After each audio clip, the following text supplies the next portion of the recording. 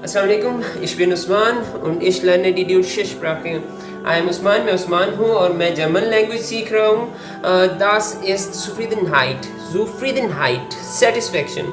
Language सीखने का बहुत शौक है और इस वजह से मुझे बहुत सेटिस्फेक्शन महसूस हो रही है. आप जब भी अपनी पसंद का कोई काम कर रहे होते हैं तो उसमें आप लोगों को हाई लेवल ऑफ सेटिस्फेक्शन मिलती ही मिलती है.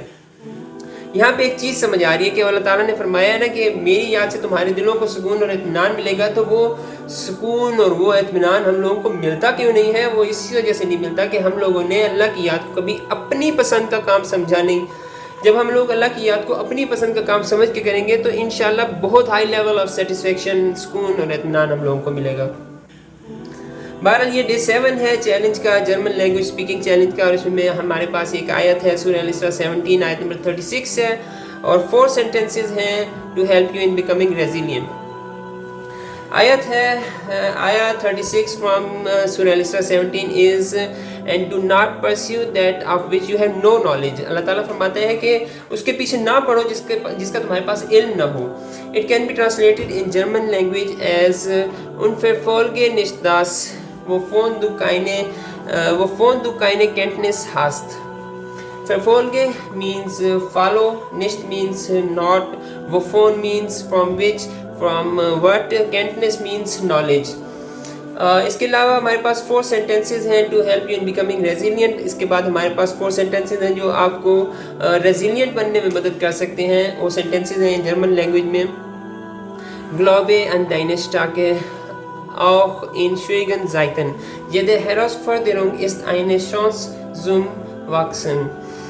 Bleib positiv und vertraue auf deine Fähigkeiten.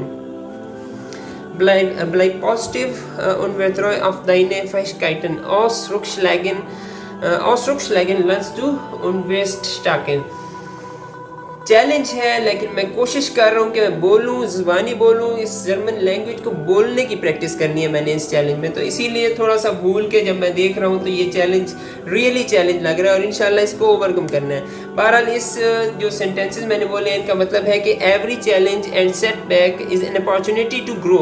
हर चैलेंज और सेटबैक जो आपके सामने आता है वो आपके लिए एक अपॉर्चुनिटी है कि आप उसमें ग्रो करें.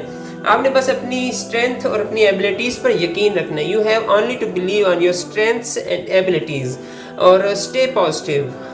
तब आप चैलेंजेस और सेटबैक्स को ओवरकम कर सकते हैं. इसमें कुछ वर्ड्स हैं जैसे ग्लोबे मीन्स बिलीव, इसके अलावा श्वेगन मीन्स डिफ़िकल्ट, जाइतन मीन्स टाइम्स, येदे मीन्स एवरी, हेरासफोर्देरुंग इज़ चैलेंज.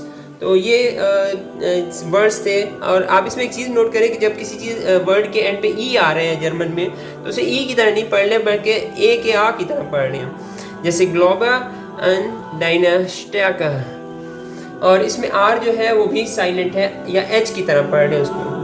तो ये था मेरी तरफ से चैलेंज डे 7 का और जर्मन लैंग्वेज स्पीकिंग का. और इंशाल्लाह इम्प्रूवमेंट आएगी.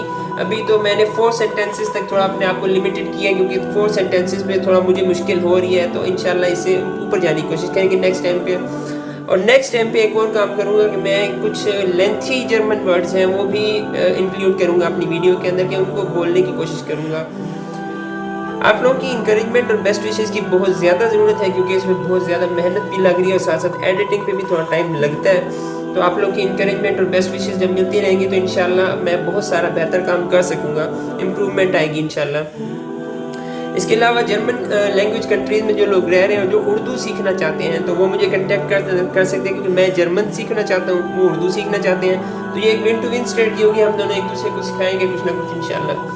तो इंशाल्लाह मिलते हैं फिर इंशाल्लाह नेक्स्ट टाइम पे. जज़ाकल्लाह खैर.